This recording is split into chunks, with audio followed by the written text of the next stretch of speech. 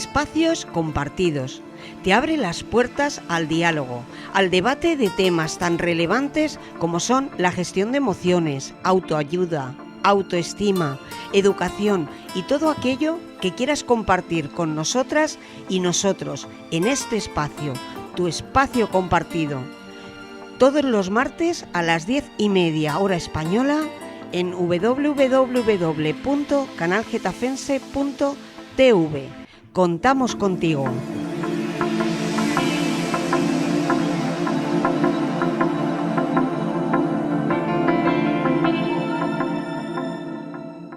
Buenos días, buenas tardes, buenas noches. Estamos aquí una vez más en Espacios Compartidos para compartir temas muy relevantes. Tenemos como siempre a nuestro coach social, Julián González. Buenos días, Julián. Buenos días. Miguel Ángel Torres. Buenos días, Miguel Ángel. Hola, buenos días. Y Emilio Muñoz. Buenos días. Buenos días. A los mandos, como siempre, tenemos a Luis Díez, que no dice nada, pero lo digo yo por él. Buenos días.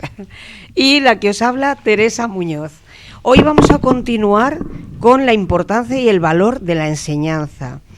Y al respecto, tenemos a Julián, que nos quiere comenzar por un punto muy importante, donde nos quedamos el otro día. Julián, cuéntanos. Bueno, a raíz del otro día, pues me picó la curiosidad, ¿no?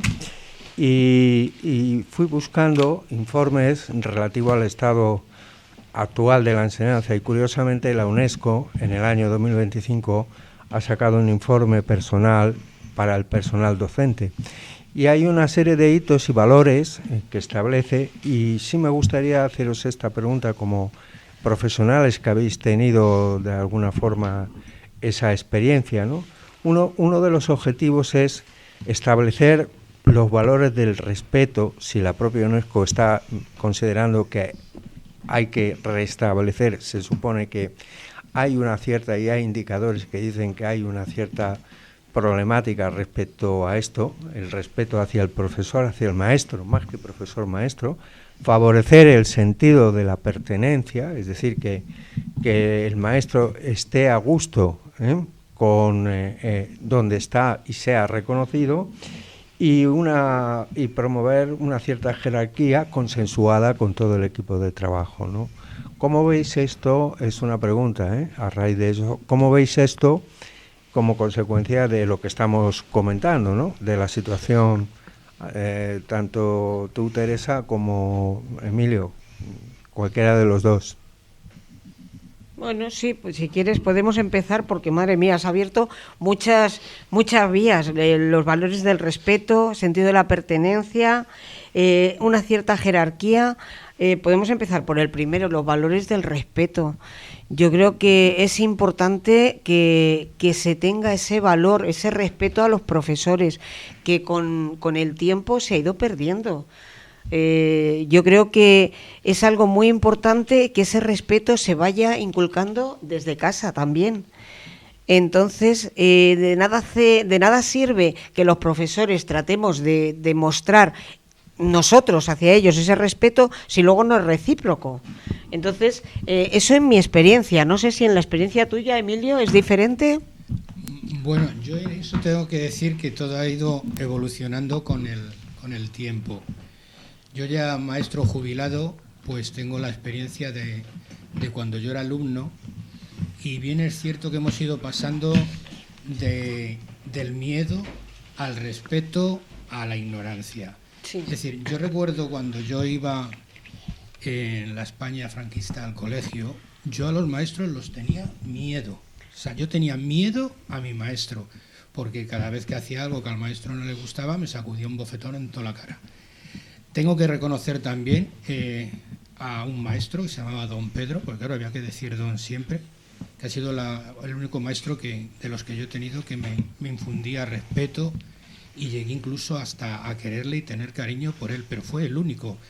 Luego pasé de mi etapa de alumno a mi etapa de maestro, y me acordaba de todo ese miedo que yo tenía a los maestros y no quería que mis alumnos me tuvieran miedo a mí. Y fue cuando empecé a trabajar el respeto, y la verdad es que en aquella época, estoy hablando de los años 90, en esa época a los maestros yo creo que sí se nos respetaba. O sea, los padres nos tenían un respeto, los alumnos nos tenían un respeto. El trato que teníamos con ellos no era el trato tan deplorable como cuando yo era alumno. Y lo triste es que ha ido pasando el tiempo y hablamos ahora ya de la época actual y cada vez hay menos respeto hacia los maestros. Se da mucha más importancia a lo que piensa el niño o la niña, a lo que dice la niña o el niño, y se pone en duda, muchos criterios de los maestros se ponen en duda solamente escuchando lo que dicen los niños. Es que yo creo que hay un enlace muy grande, es que yo siempre me gusta utilizar una palabra, una expresión, y es que hay muchos padres niños. Es decir, no actúan como padres, actúan como niños, y muchos niños padres, efectivamente, que son los que dirigen la forma en la que se conduce el respeto, la educación en una casa, y creo que esos valores los padres los tienen que mantener. Entonces, de ahí se traslada a la escuela, se traslada a la vida social, se traslada a las relaciones entre los mismos niños. Entonces, creo que es muy importante lo que dices tú. Yo también viví, pues por los años que tenemos, la época en la que miedo no, era pánico.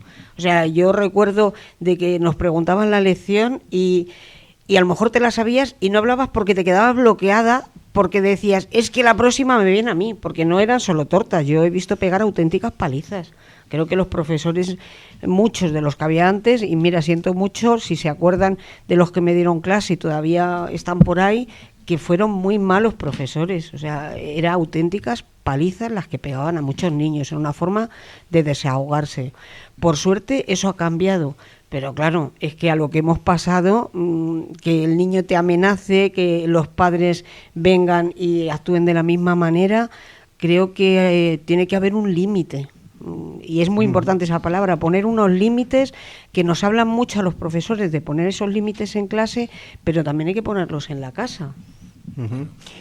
A raíz de eso, de lo que comentas, en este mismo informe, y yo siempre quiero basarme en datos en la medida de lo posible, y también en opiniones y sentimientos, pero sobre todo en datos, ¿no? El propio informe dice que el 49% de los profesores han sido víctimas de alguna manera de un cierto acoso, más bien verbal, ¿no? Y de ese 49%, quiere decir que un 50%, y eso está escrito en un informe firmado por la UNESCO, quiere decir que no lo sé si es sospechosa o tal, pero vamos a dejar de sospechas. Cuando hay datos, cuando hay quejas, por parte, yo conozco a maestros y tal, que van, no digo con miedo, pero sí con una cierta reticencia de no sé si acercarme, decir al niño algo, porque luego voy a tener alguna represalia como consecuencia, sí, no, estas cosas, ¿no? Pero aquí hay datos que son un 49% y un 22,7% de eso que habéis dicho, independientemente de que la etapa de atrás había también buenos profesores, pero sí es verdad que se les había iba, de todo, sí. Se les iba un poquito de vez en cuando, pues un 22,7% de eso es a través de las redes, con lo cual es una situación bastante preocupante, porque ya no es lo que te dice a ti directamente en el patio o lo que dice a los compañeros, sino que eso se traslada como la pólvora y puede ir en contra de tu reputación como persona. Y yo creo que eso es lo que está indicando para mí, que cada vez se sea más blando, como maestro, a la hora de decir no me quiero complicar la vida porque me la van a complicar, no porque te falte conocimiento, sino por no meterte en charcos que luego te va a repercutir a ti laboralmente y profesionalmente. Esto viene ahí, ¿no? Y dice que efectivamente es cerca de ese 50%. Ya no hablamos de agresiones físicas que pueden ser en menor medida, ¿no? Yo entiendo. Porque luego está lo que es entre los propios alumnos, los grupos, etcétera, que parece que vamos no al colegio sino a la guerra. Parece que son espacios no de enseñanza, sino más bien espacios en el que hay que sobrevivir. Yo no lo quiero ver así tan negro, pero aparentemente parece que pulsas opiniones y eso es lo que ocurre. Sí, Miguel. En mi opinión, Yo creo que si se recuperase ese respeto por el maestro, por el profesor, pero no solo por parte del alumno, sino también por parte del padre. Claro. Porque creo que es donde está uno de los principales problemas. Con eso conseguiríamos evitar justo lo que tú estabas comentando ahora, la violencia hacia el profesor. Pero no solo eso, si tuvieran el maestro, si se le tuviera más respeto, sería más fácil evitar el bullying o controlar el bullying hacia otros alumnos. Yo creo que sí. El respeto es la clave de todo. Respeto del maestro o la maestra hacia sus alumnos y alumnas. Respeto de los padres y las madres hacia los maestros y de los maestros y maestras hacia la familia, hacia los padres y las madres. Y respeto también, digamos, de los que están por encima de todos estos, de la gente de inspección, sistema educativo, políticos y todo. Y la verdad es que al maestro hoy en día el respeto está muy en límites muy bajos. Y se evitaría, yo creo, porque si tú al alumno te respeta, le enseñas a respetar, va a respetar también a sus compañeros y compañeras. O sea que es que lo del bullying yo creo que tendería a desaparecer si se fomentara más el respeto. Sí, porque en esos casos, cuando el profesor toma ciertas medidas, claro, si hay un respeto, se van a tener en cuenta. Si no, pues como solemos decir, por un oído les entra, por otro les sale, porque además saben los niños que están protegidos. Entonces, el que no está protegido, el que tiene una indefensión terrible, es el profesor, o el niño que lo sufre, o las familias que lo sufren. Entonces, al final eso, digamos que son unos cimientos que hay que ir poniendo. Entonces, si no se ponen adecuadamente, luego es cuando vienen, como digo yo, los llantos. Yo pues he tenido a veces charlas con padres y familias y claro, llega un momento que dices, además hablo desde el punto de vista de la enseñanza privada, que dices, vamos a ver, si no trata de poner unos límites ahora que son pequeños, porque nosotros pues estamos con niños de primaria, ¿piensas que esos límites los vas a poder poner luego? Va a ser más difícil, o sea, si no eres capaz de que tu hijo, tu hija tenga unos valores y unos respetos desde abajo, cuando sea adulto, pues imagínate a lo que se puede llegar. Y ahí incluso, pues eres tú quien más puede decir, Julián, que tú sí que trabajas con ellos ya más mayores. Ahí encontrarás también todo tipo de situaciones. Sí, yo desde el punto de vista recibo, digamos, personas a partir de 25 años, ¿no? Que son máster, los que hacen un máster, los que se supone que en todo el ciclo de enseñanza pues han terminado su primer ciclo, segundo ciclo, ha terminado una carrera y se incorpora a un máster. Se supone que deben de estar duchos en las materias, pero eso es lo que menos me importa. Lo que sí noto, que he notado que ha habido una, no sé cómo explicarlo, pero el compromiso que tenía el alumno cuando hacía un máster, por ejemplo, que su padre le pagaba un dinero importante, porque no son máster y que se valora eso también, claro. Máster bastante caros. Es un esfuerzo muy grande. Es un esfuerzo por parte de los padres. Y yo veía que no te dejaban ni siquiera en el descanso, te preguntaban, etcétera, y tú le planteabas cualquier situación, cualquier problema, y no se necesitaba que te dieran ya un programa medio hecho, sino que ellos lo montaban desde el inicio, una hoja Excel donde ellos podían montar todo un caso práctico, ¿no? Hoy los veo como más aniñados en general. Hay como todo excepciones. Sí, hay como todo también. Pero digamos, yo me atrevo a decir que un 60%, 65% están aquí, ahora ya, esto lo quiero. Hay un programa que solo metiendo datos me dan el resultado. No quiero montarme yo mi propia hoja de cálculo para poder razonar. Eso sí lo he hecho mucho de menos y ahí yo no sé si tienen yo no quiero hablar de culpas, pero probablemente la inmediatez, la digitalización, las herramientas digitales, todo eso, aparte de recibir personas que les falta, para mí les falta algo a muchos, que es eso, el respeto desde el punto de vista, la manera de sentarse, la manera de preguntar, la manera de no sé, que es... Sí. Que Muchas veces que se puede decir el saber estar, dentro de, de, entre eso, comillas, que pero, todos sabemos, ahí está. Pero que son personas de 25 a 35 años, que sí que no podemos esperar a que maduren a los 35, porque si la pera no ha madurado a los 35, pues ya es complicado. Ya es complejo y complicado. Pero sí es el resultado de un cierto proteccionismo, que también creo que hay que hablarlo, o me parece a mí, un cierto proteccionismo de otras etapas de enseñanza, porque hay un miedo velado en general, en el que no me meto en este charco por si, en el por si ocurre esto, vamos a dejarlo.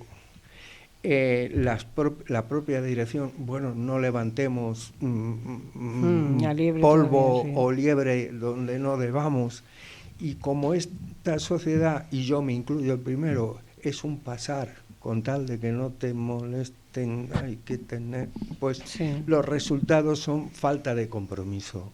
Falta de compromiso, realmente tengo que hacer un máster porque tengo que tener un título y me interesa el resultado rápidamente. No me interesa saber cómo quiero hacer las cosas y de dónde vienen, sino el resultado. Sí, tener el papel luego. El alumno en estos momentos está muy preocupado por el resultado, no por el camino de llegar al resultado, sino por el resultado. Es que además el camino, como se le ha ido recortando, porque es verdad que todo esto de las herramientas digitales, y yo siempre digo lo mismo, al final la inteligencia artificial será cada vez más inteligente, que bueno, lo dudo, porque inteligente no quiere decir sentido común, pero es verdad que nosotros al final perdemos autonomía, perdemos el saber pensar, esa capacidad que dices, claro, de pensar, de razonar, y eso es verdad que se ve luego con los años. Claro. Cuesta razonar, o sea, necesitan las cosas hechas. Y bueno, yo creo que nos ha venido al hilo el apagón que hemos tenido, claro, ha quedado, vamos, clarísimo. Ahí nos hemos dado cuenta. Mira, os voy a poner un ejemplo y no quiero tomar el protagonismo. Antes se hacía un examen, y se hacía un examen igual para todos, con las mismas preguntas para todos.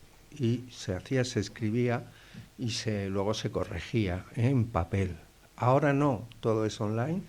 Hay una plataforma en la que en la que tú metes el examen, ellos tienen 1 hora para contestar a las preguntas. ¿Qué ocurre?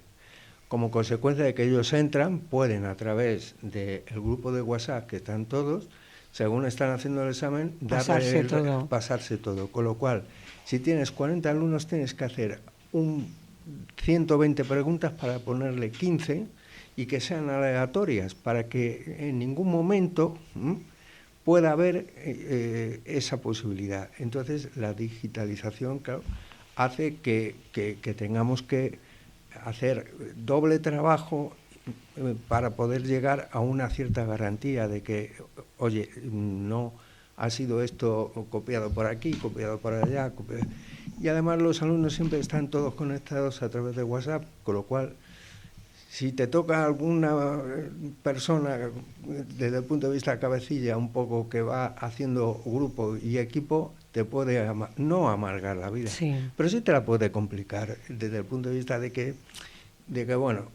desestructura el grupo, ¿no? Y yo estoy hablando de personas 25-35, pero ese es el resultado que yo he visto y llevo 30 y tantos años dando en esa franja de edad. Llegaba el descanso y eran preguntas, no podías ni descansar. Ahora están mirando el reloj a ver si pueden salir al descanso. Y vamos, o con el móvil, seguramente. Y con el móvil. Y si estás, lógicamente, tú no sabes si están siguiendo tu clase o están, vete tú a saber, porque si tienes 20, 25 personas, que es el máximo que admiten en los máster, pues no vas a estar dando clase y viendo a la vez que están viendo, ¿no? Y además con esa edad ya se presupone una intención y un interés, y tienes que estar pendiente de, oye, estás mirando y estás escuchando, no. Hombre. Pero esa es la realidad y no podemos, también es una cosa que hay que poner la esperanza de, creo que, bueno, el 60% sí es verdad que lo aprovecha, y con eso me quedo, ¿no? El otro 40% pues intento que se vayan al 60%. Pero también digo una cosa, lo que se conoce es imposible olvidarlo. Por lo tanto, estamos en la era digital, tenemos que jugar en este campo con estas reglas de juego, y esas reglas de juego vas viendo que va llegando cada vez más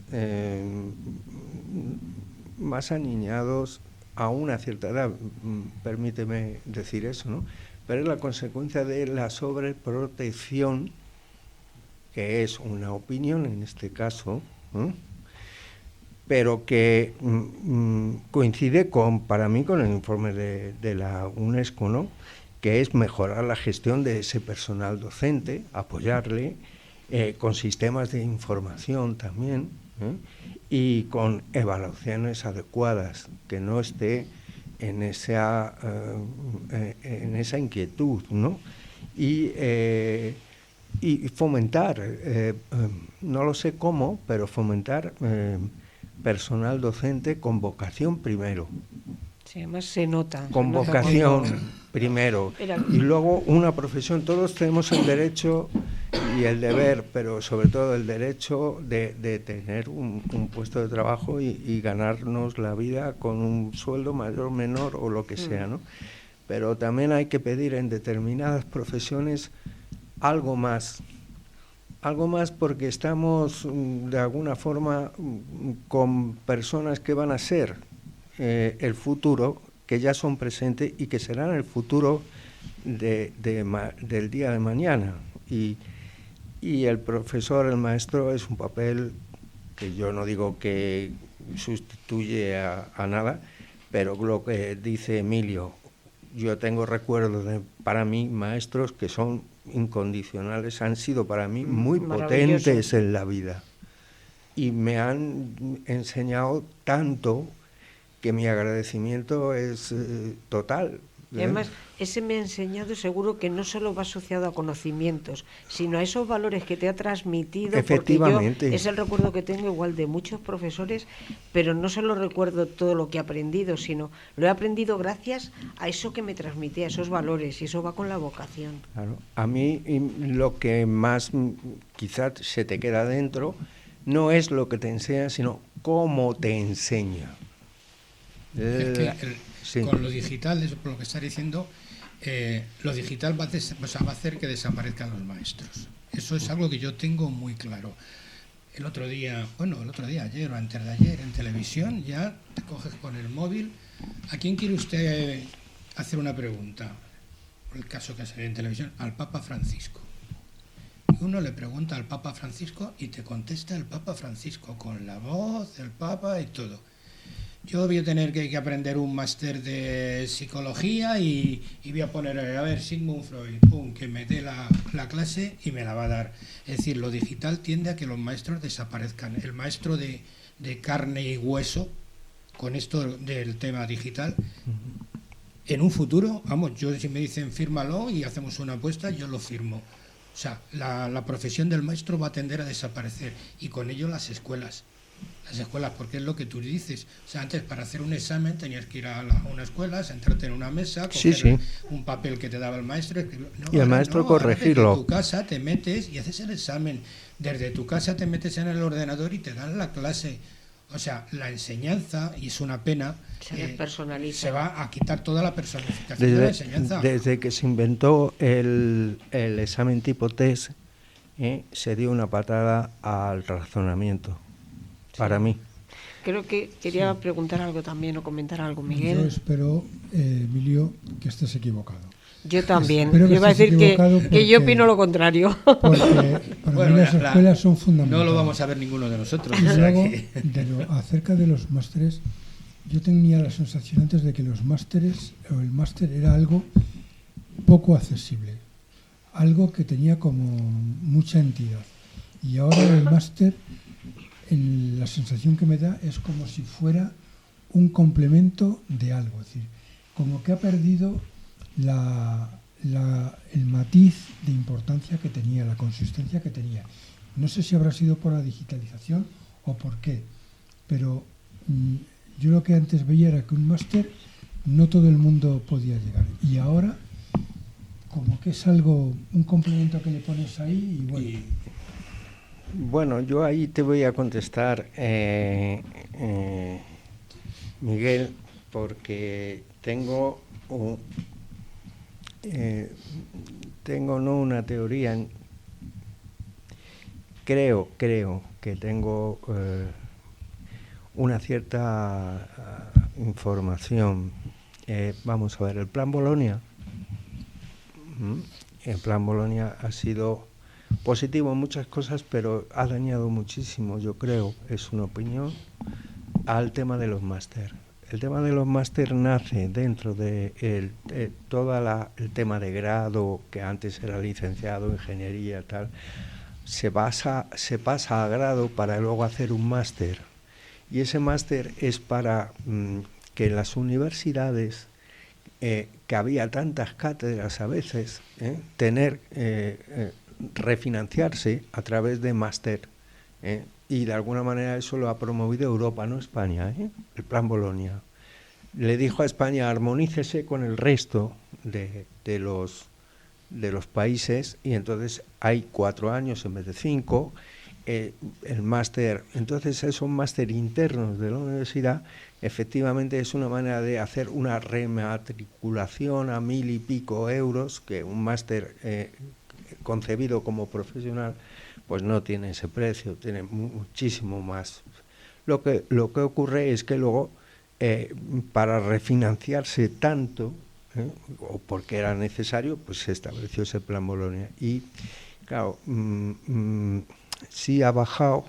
Yo entiendo que tú puedes estudiar una carrera determinada, un grado, y luego especializarte en un máster, en un tema, con personal mixto de la universidad y del ámbito privado. Es decir, es hora de que el alumno ya coja ese camino de acercarse al mundo laboral, a profesores o maestros que estén en el ámbito de empresas, que les enseñen cómo funciona una depuradora, por decir un ejemplo, ¿no?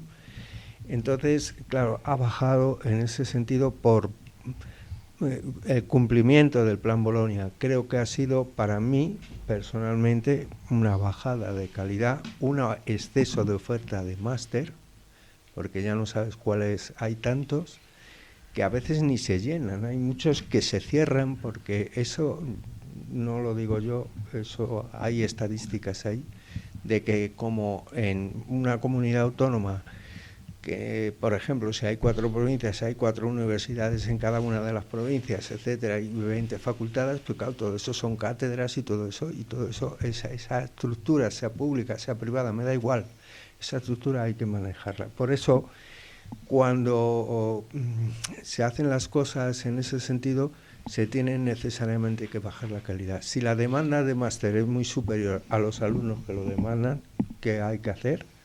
Ponerlo baratito. Y ponerlo baratito, ¿qué hay que hacer? Poner profesores baratitos.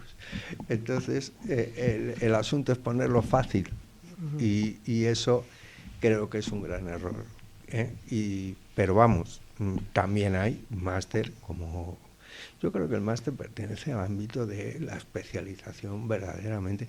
Y aquí en España todavía se está dando máster, y yo me tiro piedras contra el tejado, en castellano completamente, cuando ya debería de ser al menos al 50% en inglés. Estamos todavía años luz de... Y ese es el resultado de, al final, en vez de grado, soy máster y luego hago otro máster y otro para poder llegar a los 30 años y poderme... Y ahí enlazo con si verdaderamente la enseñanza, y sobre todo la superior, pero la enseñanza desde su inicio, está enfocado no solamente a conocimientos, sino también está enfocado, se habría que meter asignaturas de, lo que son temas de empleo, empleabilidad a ciertas edades, lo que es una empresa, lo que significa, lo que es tu aportación, lo que va a ser tu aportación, cuáles son los campos o los nichos de mercado donde actualmente, porque hay cambios de carrera, pero hay tantas que yo no sé los nombres que hay, no sé. Y además, como cambian tanto, es que es difícil hacer un seguimiento. Yo me quedé en lo de diplomatura, licenciatura y doctorado. Punto. Claro. No existía la palabra máster en aquellos tiempos. Es verdad que en los institutos sí que intentan darles unas pautas acerca de esto que dices, que siguiendo es incluso alguna importante, empresa. En los institutos yo lo veo bien eso, pero no en los colegios de es educación complicado. infantil y primaria. No, en los colegios de infantil y primaria hay que crear, digamos, hábitos, actitudes y todo. Mira, en el colegio de infantil y primaria hay una cosa que para mí me parece que es maravillosa, que es potenciar la creatividad. Sí. Es decir, el razonamiento, la creatividad, el pensar. Es que es fundamental, porque ahí, a esas edades, maravillosamente hay que intentar potenciar esa creatividad. Luego llega un momento que también, pero yo digo que la creatividad sin resultados no deja de ser personas metidas en una habitación pensando creativamente en un mundo idílico. La creatividad llega a un momento en el que hay que meterse en aplicación de esa creatividad. Y ahí es donde entra el mundo de la empresa, con todos sus defectos, el mundo del autoempleo a veces, o el emprendimiento, y meter esos valores dentro de lo que es la enseñanza, ¿no? Pero por eso te decía, Miguel, el tema de los másteres. Los másteres, cuando hay muchos, hay una regla que no falla, yo no sé si es una regla física. Cuando hay mucho para todos, el precio baja. En la enseñanza es igual. Claro. Cuando hay mucho para todos, la cosa baja. No es una cuestión de decir, solo lo pueden hacer unos pocos. No es eso. Es cuando hay sobreoferta de cosas, el precio baja, y si el precio baja, la calidad. Yo no compro sardinas a precio de merluza. Sí, pero los que están arriba se siguen enriqueciendo, y a quien fastidia todo eso es a los de abajo.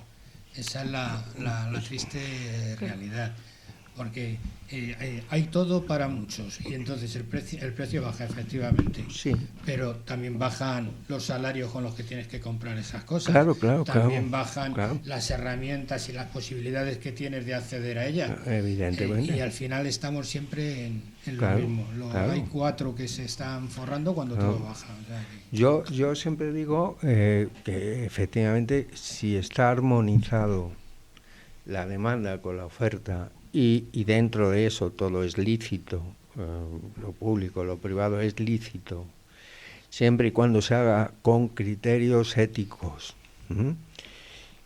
Si hay un cierto equilibrio, la cosa va bien. Si hay un desequilibrio en un sentido o en otro, es el mercado. Es decir, si hay 2 máster y quieren hacerlo 400, yo puedo subir el precio hasta quien da más. El resultado que se está ocurriendo es que, como hay tantos, pues ¿quién da menos? Claro, cualquiera ofrece. Y yo no puedo dar buenos profesionales a un precio que me dicen, no a mí, sino no puedo, sinceramente, a 10 euros la hora, pues no puedo darte porque tengo que preparar documentación, porque tengo tal, digo a 10 o 15 sí, o pero 20. Ese es un tema también muy arduo. Dices, se cuestiona mucho cuánto cobra un profesor por una clase, por unas clases especiales. Dices, y además te escatiman hasta la última peseta un profesor que va a ayudar a la formación de tu hijo, de tu hija. Pero resulta que luego decimos, que me tienen que revisar la caldera, la lavadora, y resulta que solo por venir a verlo ya te están cobrando 50, 60, 70 euros. Dices, ¿esto qué es? Un desequilibrio, como has dicho tú antes. Es un desequilibrio. No tienes razón, o sea, no tiene sentido, dices. Y estás escatimando a un profesor, ¿vale? Que siempre, claro, la gente, lógicamente, pues cuanto menos pague, prefiere mejor. Pero valora el profesional que va a estar formando y educando a tu hijo o a tu hija, que es su futuro. Y yo, sin herir sensibilidades, yo sí creo que se puede mejorar, como no. O se puede mejorar en todos los estamentos, Sí. desde primaria a la enseñanza media y a la enseñanza superior, y es establecer, pues según los informes están para no cumplirse, desgraciadamente, son muy bonitos, la UNESCO Sí. 2025 tiene unos objetivos, pero bueno, al fin y al cabo reconoce, el simple hecho de que reconozca que el 49% está reconociendo oficialmente con un sello de la UNESCO algo, no sé si hay que cerrar la UNESCO o dejarla, pues a lo mejor hay gente que lo pone en duda, probablemente, a lo mejor no lo sé, pero bueno, ahí está. Eso quiere decir que se transmite a través de sensaciones, cuestionarios, etcétera, no lo sé, pero hay que arreglar, hay que darle valor al maestro y al profesor. El maestro y el profesor se tienen que comprometer vocacionalmente y exigirse a sí mismo, no digo la excelencia, pero sí llegar a esa posible excelencia, ¿no? Saber manejar conflictos, porque ahora es un manejador de conflictos, más que un maestro, Emilio. Los conflictos están a la orden del día y lo triste de los conflictos es que un maestro o una maestra en el patio ve un conflicto entre alumnos, ¿vale? Vamos a poner la situación de que hay un alumno o alumna que abusa porque pega o le hace bullying a otro. ¿Qué hace el maestro? Antes de ir, y a lo mejor lo está haciendo delante de él o de ella, va y la primera reacción es: tranquilo, para, piensa, sepáralos, los separas y piensa saber qué hacer con la persona acosadora. Porque muchas veces a la persona que es acosada se queda ahí y no se le presta la misma atención que a la persona acosadora. Coges a la persona acosadora y dices, bueno, en mis tiempos estaba claro, zapatillazo o lo que fuera, pero ahora no, ahora la persona es acosadora, le sacas, hablas con él, que no tiene que hacer esto, que tiene que comportarse mejor, que no sé qué. Puedes tomar como reacción a lo mejor decir, bueno, pues mira, para evitar estos conflictos, como ha sido en el recreo, esto me ha pasado a mí. Mira, te vas a quedar una semana sin recreo y en el recreo te vas a venir conmigo y vas a estar conmigo esa media hora del recreo. ¿Qué sorpresa te llevas? Pues que al día siguiente te viene el padre o la madre y que te dice que su hijo no se puede quedar sin recreo. Que quién soy yo para privar a su hijo de esos 30 minutos que tiene de relajarse, porque te dice que luego la vida de su hijo, de su hija en clase, te completa tensión y necesita eso para relajarse. Que quién eres tú para castigarle a dejarle 30 minutos sin recreo durante una semana. ¿Qué haces ahí?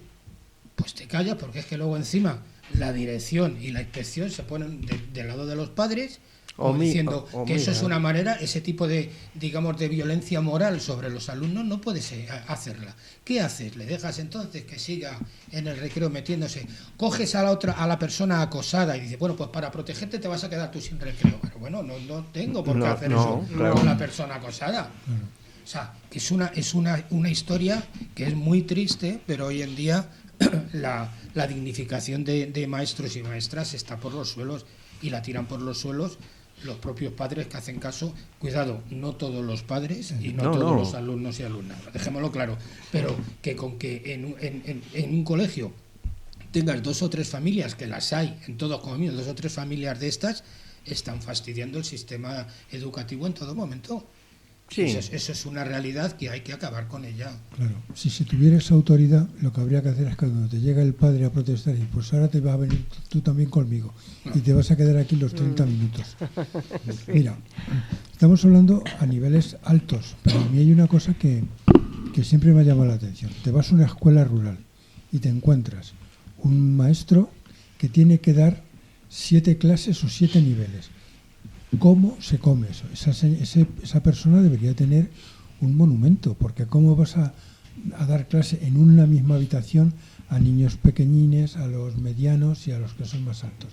Eso sí que es de valorar. Eso es para hacer un monumento al maestro. Claro. Yo he conocido uno y me contaba cosas que decía, yo hubiera sido incapaz de llegar a esos niveles. Pero al final te vas adaptando. Me ha pasado eso, pero encima con el agravante de que son niños que desconocían totalmente el idioma. Y al final dices, es que es un regalo, o sea, lo que tú aprendes es impresionante. y lo que vives. Pero ahí ves que no solo son conocimientos, que es que son valores, son personas. Entonces llegas incluso más lejos que cuando todos son del mismo, porque entre ellos se tienen que respetar también y aceptar que hay aprendizajes comunes, hay otros que tienes que ir por partes con cada uno. Entonces es súper complicado, pero de verdad yo siempre he pensado, digo, yo para mí eso era un regalo. O sea, aprender muchísimas cosas gracias a ellos. Y te ayudan a crecer. Quiero comentar, ahora que tengo la palabra, sí. Un comentario de Rosana que nos ha mandado por teléfono. Entonces, dice que, bueno, que qué ocurre también si tienes un hijo con déficit, con TDA, déficit de aprendizaje, que es todavía mucho más difícil, que ve que los profesores muchas veces no saben qué hacer con ellos porque a lo mejor les falta formación a ese respecto o porque realmente también hace falta un profesional adecuado a eso, que también los hay, y que ve que hay poco apoyo educativo por parte del Ministerio en este tipo de niños. Eso es cierto, porque a este tipo de niños, maestros y maestras que les podrían ayudar mucho eran los logopedas, los de PTs, y la verdad es que mientras yo he sido maestro, para que en un colegio hubiera una logopeda o un PT a tiempo completo en tu colegio, era muy difícil. Todos compartían 2 y hasta 3 colegios. O sea, yo recuerdo cursos en los que la PT en mi centro venía 2 días a la semana. Entonces tú dime cómo va a trabajar. ¿Cómo se arreglaría? Pues muy fácil. En todos los colegios debería haber no uno, sino varios PTs, varias AL y gente especializada para poder, digamos, junto con los maestros y maestras, poder trabajar con esos niños y esas niñas en clase. Pero que es un problema de eso, de que es que PTs y ALs, bueno, últimamente ya están saliendo más plazas de PTs y ALs, pero a fecha de hoy todavía hay PTs y ALs compartidas que podrían ayudar mucho a este tipo de niños. Emilio, para los oyentes, di qué es PT y qué es AL. PT es un profesional de pedagogía terapéutica eso y AL de audición y lenguaje. Eso que son 2 cosas muy importantes, porque cuando yo hice magisterio era magisterio de ciencias y mis asignaturas eran matemáticas, física, química, geología y biología. Punto. Y luego un poquito de dibujo y un poquito de psicología.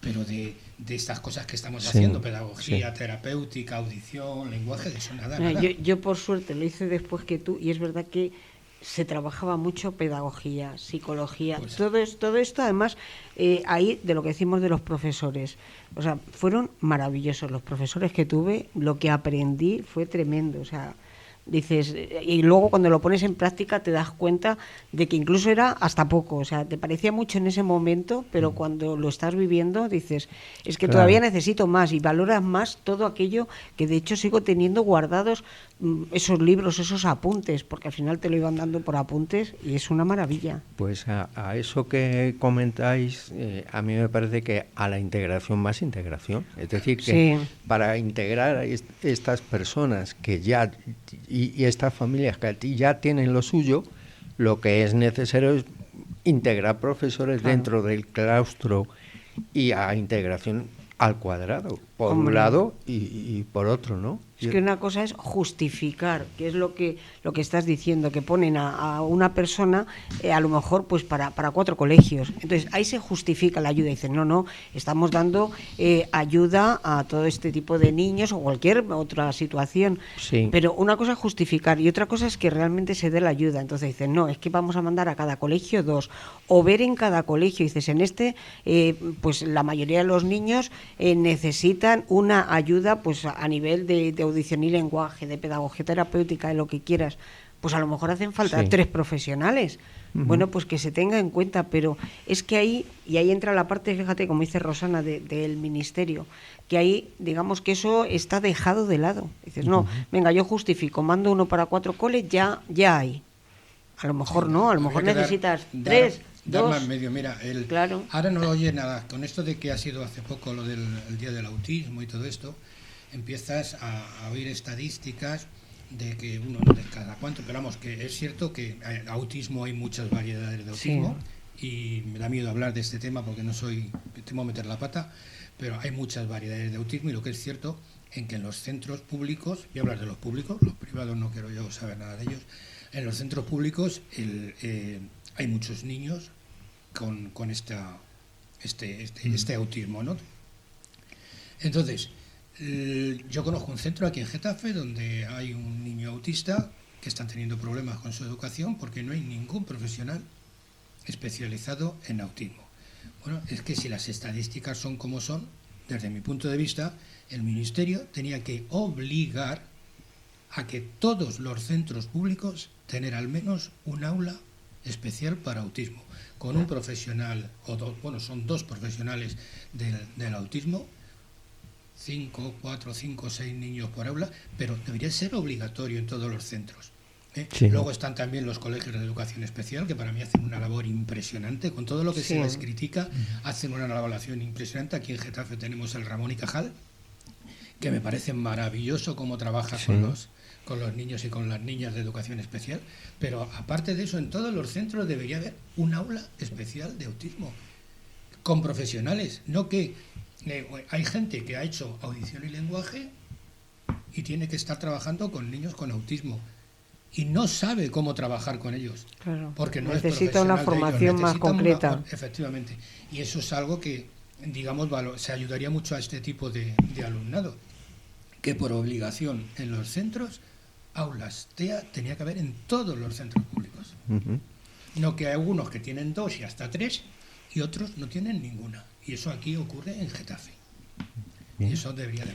Bueno, pues es una manera de ponerlo aquí sin ningún... dejarlo ahí. Dejarlo ahí, que es necesario que, por favor, en la medida de lo posible, ¿no?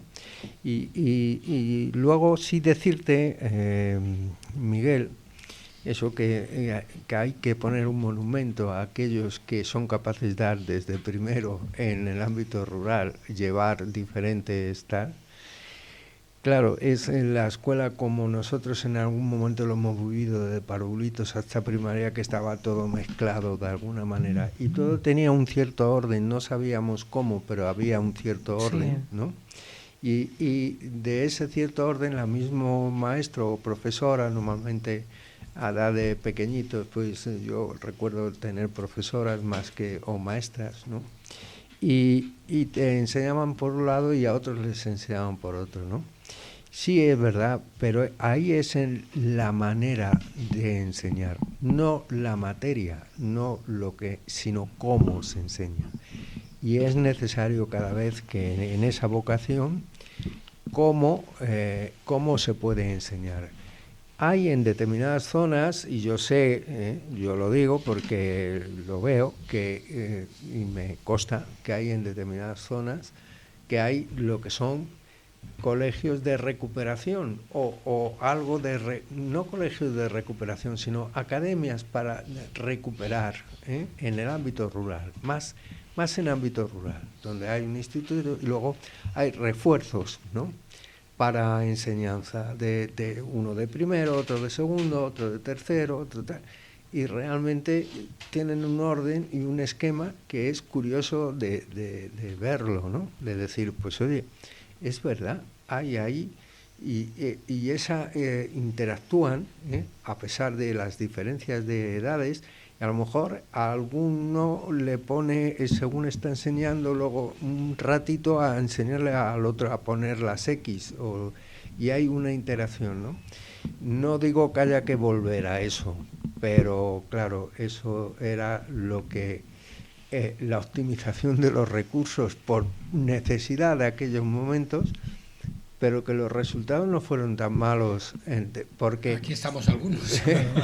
los resultados no fueron tan malos. Quiere decir que la escasez, y digo la escasez de medios, no va directamente relacionada con la calidad.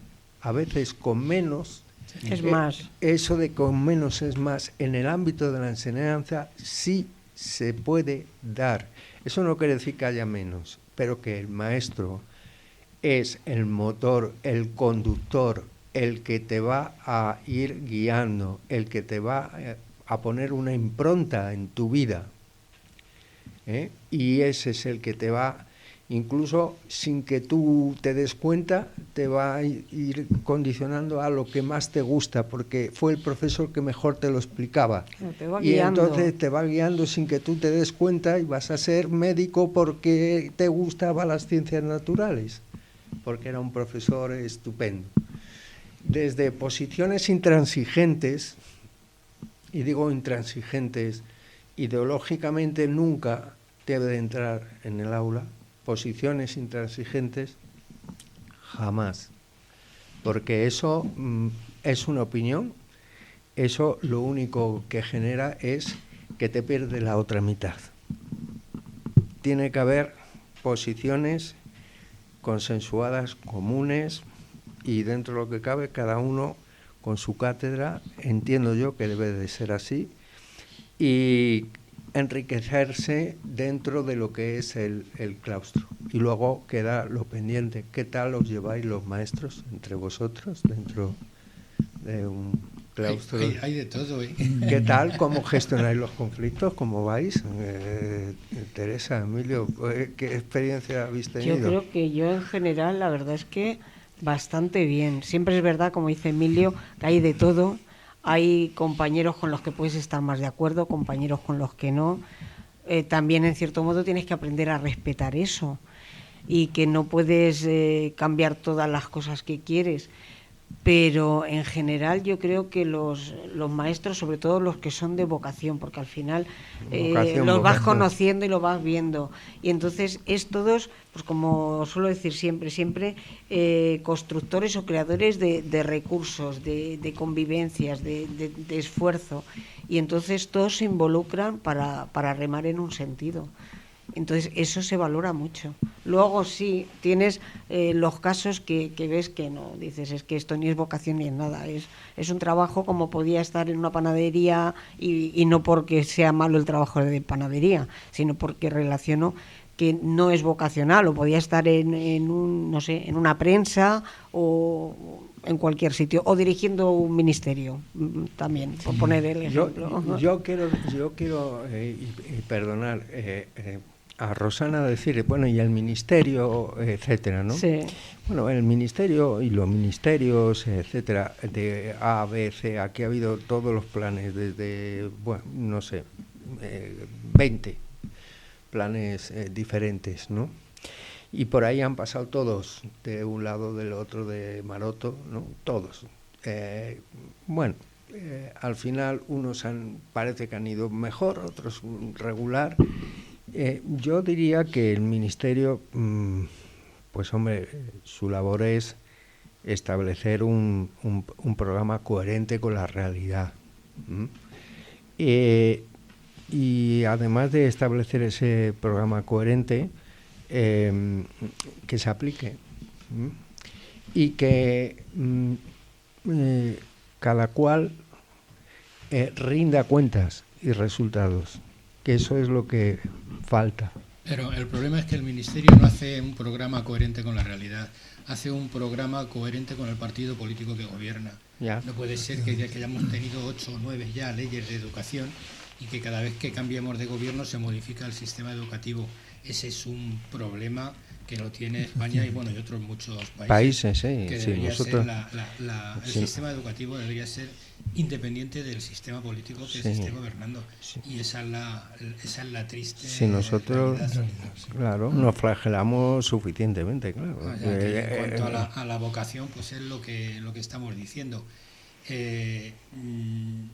Vocación, ¿cuáles son los objetivos de mis alumnos? Pues que aprueben todos, que tengan tantos alumnos sobresalientes, que pasen de curso. Esa parece ser la mentalidad que tienen muchos mis profesores, porque yo hago mucha diferencia entre profesor y maestros. Hoy en día yo pienso que un maestro debe estar preocupado por otras cosas. Claro. Y me vais a permitir que os quite un minuto y 20 segundos más o menos. Vale, no.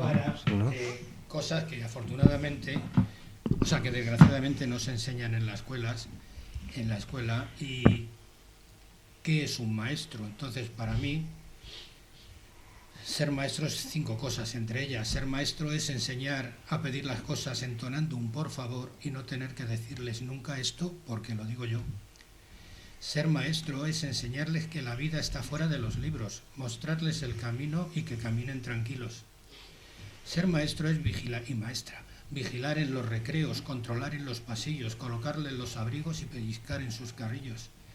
Ser maestro o maestra es enseñarles que dar las gracias y pedirlo por favor apenas nos cuesta nada y nos sentimos mejor.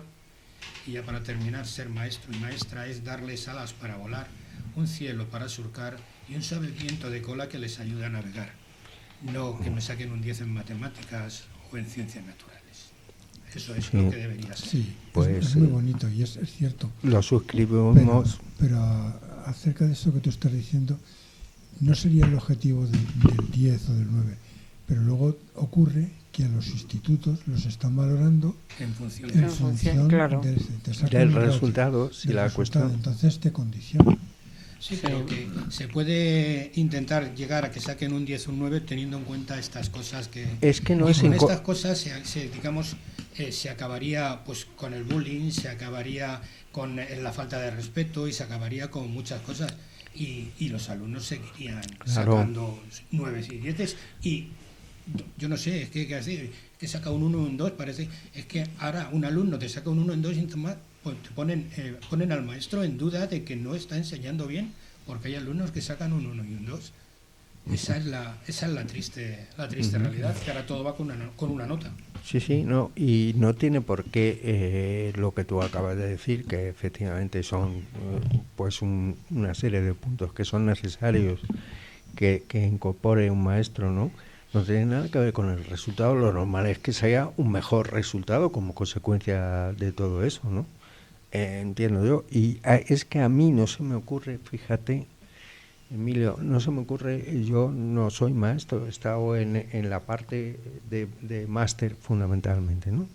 Pero sí me pongo en la posición de maestro, me puedo poner, porque al fin y al cabo sí, estamos dando lo mismo, estamos pensando en el que está sentado, en el que saque lo mejor, en el que aprenda lo máximo posible. Cuando yo transfiero conocimiento, me encanta que lo coja y que luego lo haga suyo, no tal como yo lo he hecho, sino que además lo mejore o lo estructure eso es dentro. Tengo realmente, no lo digo, tengo vocación de que eso sea así y siempre la he tenido, ¿no? Ya ahora estamos ya en otra situación.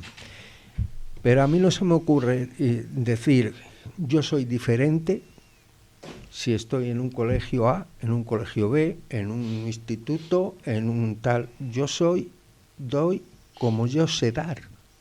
No puedo estar en función de donde me encuentre. Ahí está, es donde se ve el buen profesor. Por ejemplo, mi hermana lo puede corroborar.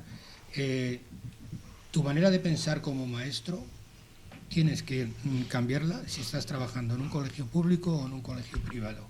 Porque sabes que en un colegio privado algunas cosas que tú hagas o digas pueden encabrear al director, pero tú vas a seguir ahí en tu puesto de trabajo. En cambio, en un colegio público. En cambio, en un colegio privado tienes que tener mucho cuidado con lo que hablas, con lo que dices, sobre todo en público y que te oigan los padres.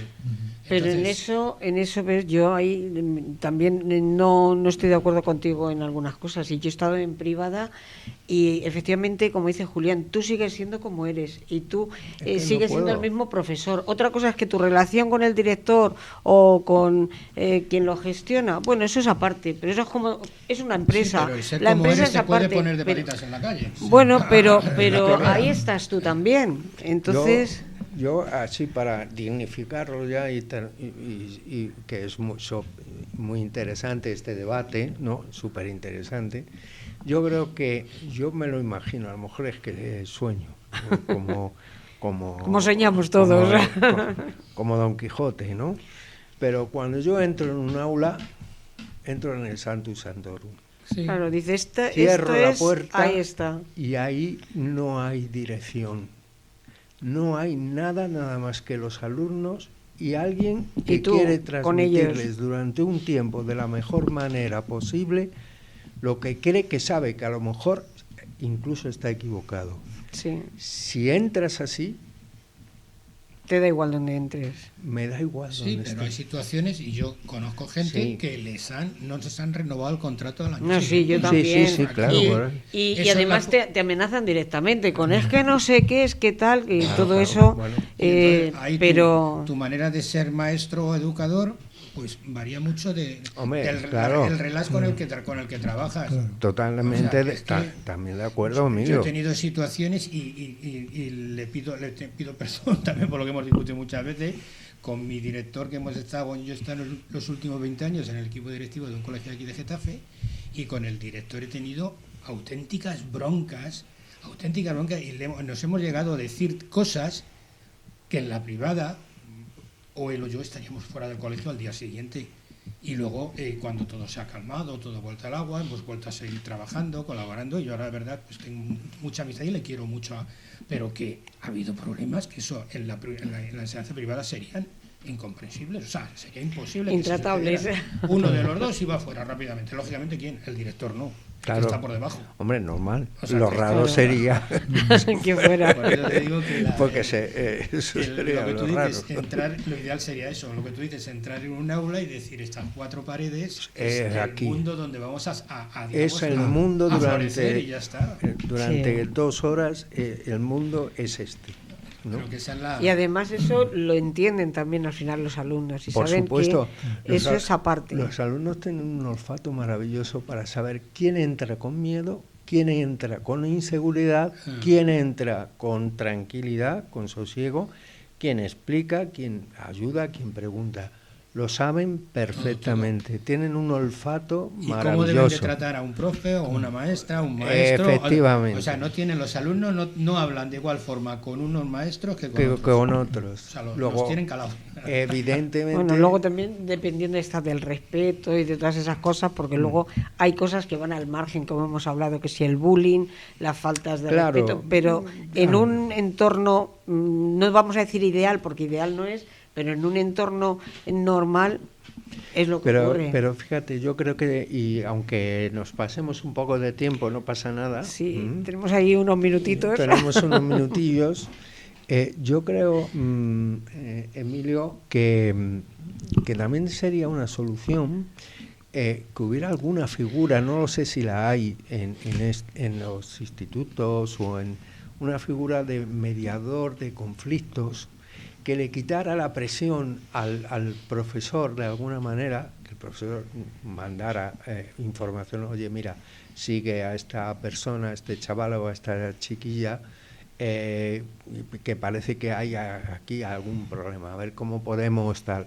Esa figura que pueda estar en el colegio permanentemente durante el tiempo que se dan las clases, una o dos, los que sean necesarios. La hay, pero con un trabajo muy excesivo. En los colegios están Sí. los psicólogos maestros y maestras, también. ¿no? Y luego los tutores. O sea, yo soy tutor de una clase Sí. y soy tutor de 25 alumnos y alumnas, y entonces se supone que yo puedo dar clase, yo que sé, en sexto A, sexto B y sexto C, pero Sí. soy tutor de sexto A. Entonces, los alumnos de sexto A yo tengo que tener sobre ellos pues un conocimiento, un trato, un cariño, una información que a lo mejor no la voy a tener sobre los de B y los de C. Quiere decir que en cierto modo es aparte de enseñarlas, para eso, claro. tengo que estar pendiente y Vale. de protegerles, de cuidarles. Y de hecho muchas veces he discutido con maestros y maestras de los otros cursos por, digamos, defender de alguna manera a estos alumnos, igual que los otros han defendido a los suyos. O sea, pero que eso, digamos que en cierto modo, y el ser tutor para mí quizás sea lo más difícil de la enseñanza. Dar matemáticas es muy fácil, ¿vale? Pero ser tutor de una clase y tratar de que esa clase Sí. esté a gusto contigo y diga, es que mi tutor, es que mi tutor, es que mi tutor. Y las relaciones de ellos con Eso otros es profesores para mí va a lo través más de ti difícil. también, del Ese trato es tutor. lo más difícil de ser maestro. Yo además en eso incluso me gustaba hacer también la figura del mediador entre los niños, es decir, lo mismo que hay delegado, lo mismo que hay pues otros puestos que son los típicos que tienen los alumnos dentro de una clase, decir, bueno, un mediador, y iba cambiando cada mes, cada 2 meses. Y bueno, eso también les hace a ellos aprender a resolver conflictos, porque hay veces que son cosas tan simples como una discusión en el patio por algo que es cotidiano, pero que para ellos se acrecienta, y desgraciadamente lo que ocurría es que luego eso se saca fuera, a los padres le cuentan que eso ha sido malo, malísimo, vienen los padres pensando que esto ya es pues para poner una denuncia, es decir, de una simple discusión de patio se transforma casi en un juicio. Entonces, bueno, pues hay veces que tratando el problema en el momento, y ellos aprenden a ser también pues más mediadores, más permisivos o más que permisivos, no sé la palabra exactamente, pero tratar un poquito de concienciar a los demás del comportamiento, pero entre ellos mismos. Entonces yo creo que les viene muy bien, porque no son tan restrictivos, son un poco más tolerantes, lo ven desde otro punto de vista, es decir, no soy yo el que discute, están discutiendo ellos, que a mí a veces me venían, es que tal, digo, bueno, tú eres el mediador, la mediadora, mira a ver cómo puedes hacer para que hablen entre ellos, para que se pongan de acuerdo. Bueno, pues si me permitís ya, y es lo último, para cerrar, a mí sí me gustaría cerrar hoy. Pues déjame que diga una cosita, es que nos lo ha mandado Rosana, y hombre, ya que nos lo ha mandado, quiero que también se diga, aunque ahora no va enlazado con lo que estamos diciendo, pero creo que es importante, y ahora ya te dejo que termines. Entonces, bueno, gracias Rosana por lo que nos mandas. Entonces nos habla que también hay alumnos a veces con enfermedades tipo diabetes, y que solo hay un alumno, si solo hay un alumno, no ponen enfermera, que tiene que haber un mínimo de alumnos con enfermedades, que hombre, tampoco es muy normal que vaya a haber en un colegio un mínimo de alumnos con enfermedades. Entonces, claro, sí que sería bueno que haya alguien que se pueda ocupar de eso. Entonces dice, siendo que tenía que tener todos los colegios e institutos, porque hay accidentes a veces que se necesita antes de ir a urgencias para evitar males mayores. Entonces, bueno, quiero que quede ahí también. A veces es complicado tener una enfermera, pero sí, yo creo que unos botiquines y unos primeros auxilios, al final los profesores hacemos de todo. Sí, lo sé, pero bueno, no sé. Yo me pregunto, ¿no hay ya enfermeras en todos los colegios públicos? Normalmente yo creo que sí, que hay una persona que se encarga. Yo creo, sí. Vamos, pero creo que en todos los colegios públicos hay enfermera. Y en yo casos, todos los que conozco, todos tienen enfermera. En casos como esto de diabetes, yo por ejemplo he tenido varios casos, incluso pues eso, de una niña que había un control diario de ella, y era una niña. Todos los días se tenía que pinchar, había que controlar las comidas y todo, y bueno, las clases eran a veces muy divertidas, porque que le daba una bajada, pues tenía que tomar azúcar, que le daba una subida, bueno, pues vete a visitar a la profe de informática, dile que qué hace, vente para acá, o si estábamos explicando algo, pues estaba corriendo por allí por entre la clase. Entonces, que al final los maestros somos de todo, somos tiritas. Bueno, pues a pesar de que cada uno se ha expresado dentro de un respeto, como piensa, como lo ha vivido, ¿no? Como lo ha vivido, pues un país es grande si su formación es buena. Y vamos a intentar poner la positividad de que tengamos la mejor posible de aquí en adelante, ir mejorando en la medida de lo posible, que la dirección pues dirija, que los profesores y maestros pues evidentemente den lo mejor de sí mismo, que me consta que una parte mayoritaria así lo hacen, que los padres y madres perdamos el miedo a decir respetuosamente lo que no decimos, quizá por miedo a represalias, quizá porque no conviene, pero hay que decirlo de buen tono y de buscar esa integración entre todas las partes. Y todo eso, al final, con un programa adecuado. ¿Esto es soñar? No, esto es posible, no es tan difícil. pero es tan importante para el futuro de cualquier país, de tener personas bien formadas en valores y en temas, ¿no? Y al final que los alumnos, evidentemente, no les queda otra que vivir en la era digital, pues con un cierto control todo, poder ir responsabilizándose poco a poco. Hay que retomar el pulso, la fuerza, cada uno tiene que tener los papeles claros y todos somos necesarios, desde el director, el tutor, el profesor, el maestro, el alumno, los padres, la familia, el conserje, las limpiadoras también, los de cocina, todos. Exacto. Y el que escribe el libro con los contenidos que hay que darlos, ¿no? Y luego vamos a pensar que debería de irse, ese es el valor más importante, porque de ahí se va a sacar el doble o el triple de lo que demos, luego nos van a devolver. Luego, en principio, yo rompo porque la enseñanza en general, pues sea como sea, de la manera que sea, que vaya mejor, y eso es un deseo. Muchas gracias a vosotros. Muchas gracias. Solamente añadiría que los padres sería necesario que colaboren y respeten y que valoren el trabajo de los profesores, que yo creo que en ocasiones no se valora el trabajo que hacen. Sí, que el profesor me ha tomado manía, ¿no? Sí. Bueno, también era una excusa muchas veces. Sí, yo de eso tenía algunos casos luego muy divertidos con los padres. Me tiene manía. Sí. Eso es una frase muy buena. Sí. Bueno, pues ya esto daría para mucho más, porque como sigamos hilvanando, bueno, nos hacemos otro traje. Y gracias a todos los maestros profesores. Muchas gracias. Bueno, muchas gracias y un saludo muy especial, que sabemos que nos estáis escuchando desde Canarias, Valencia, Galicia, Palma, por supuesto, desde aquí, desde Madrid y desde Getafe, que para eso estamos en Getafe. Y muchas gracias a Julián, Miguel Ángel, Emilio, a Luis, que le tenemos ahí a los mandos. Ya sabéis que nuestro número de teléfono, que no lo he dicho, lo voy a decir ahora, es +34 692 91 80 84. Estamos en el enlace web www.canalgetafense.tv y nuestro correo electrónico, por si queréis mandarnos comentarios al teléfono o al correo, lo que queráis, espacioscompartidos@canalgetafense.tv. Bueno, pues aquí en Espacios Compartidos, hasta el próximo día. Muchas gracias a todos. Muchas gracias. Gracias. Gracias, Luis.